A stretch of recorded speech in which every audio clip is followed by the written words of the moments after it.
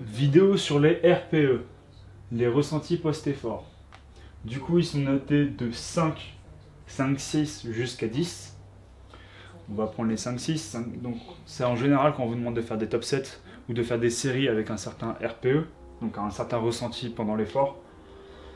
Du coup, quand on demande un RPE 5, 6, c'est une notion de warm-up. Ça reste encore très léger. Un 5, 6, c'est vraiment quelque chose de très léger. On a quand même, c'est quand on a 4, 5, 6 répétitions en réserve. Un RPE 7, on a 3 répétitions en réserve. C'est-à-dire qu'on va faire, par exemple, 7 répétitions et on est capable d'en faire 10. Un RPE 7,5, c'est quand on va avoir 2 répétitions, 2 répétitions en réserve sûre et une troisième répétition peut-être. Un RPE 8, c'est quand on a 2 répétitions sûres en réserve. Toujours pareil, on me demande de faire 8 répétitions, je suis capable d'en faire 10. À la même charge.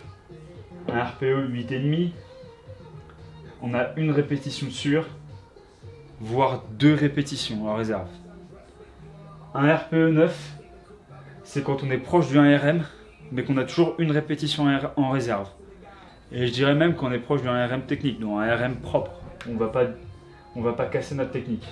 Un RPE 9,5, c'est un RM propre. Donc cette fois on a 0 répétition en réserve, mais il n'y a aucune dégradation technique.